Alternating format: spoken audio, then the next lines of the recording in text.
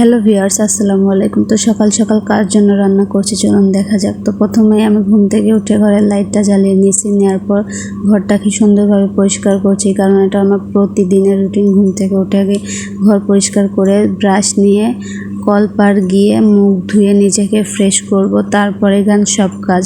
দেখুন সকালকার আবহাওয়াটা কত ভালো লাগছে, কত সুন্দর। তো মুখ ধোয়া শেষ, আমি গামছা দিয়ে মুখটাকে পরিষ্কার করে নিচ্ছি। এদিকে আমার শাশুড়ি ভাত আর আলু ভাজা তুলে দিয়েছে।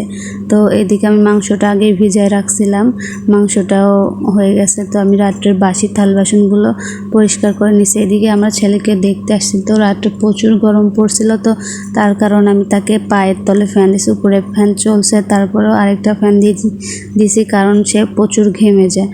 দেখুন সে ফ্যান পায়ের তলে নিয়ে ঘুম পাড়তেছে, তাহলে বুঝুন ওর ঘুমের স্টাইলটা কত ভালো।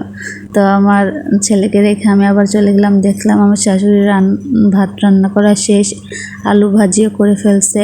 তো এগুলোকে নিয়ে আমি আবার ঘরে চলে আসলাম, কারণ আমার ছেলের জন্য একটু লাল শাক ভাজি করতে হবে।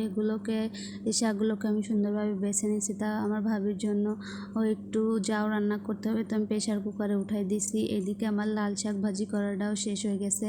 তো ঘরে রাখতে এসে দেখি আমার ছেলেও ঘুম থেকে উঠে গেছে। তো ছেলেকে তার দাদুর কাছে রেখে আমি আবার কাজ শুরু করে দিলাম।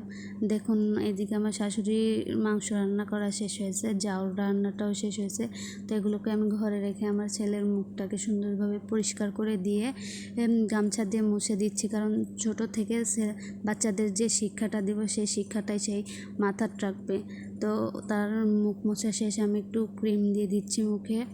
দেখুন সে খুব নাড়াচাড়া করে। তো আমি তার মাথাতেও একটু তেল দিয়ে দিচ্ছি, কারণ তার তেলটা দিচ্ছি চুলটা একটু খসখসা লাগছে। তো দেখুন আমার ছেলে রেডি হওয়া শেষ। তো আজকের ভিডিও এই পর্যন্ত। সবাই ভালো থাকবেন, সুস্থ থাকবেন, পাশে থাকবেন।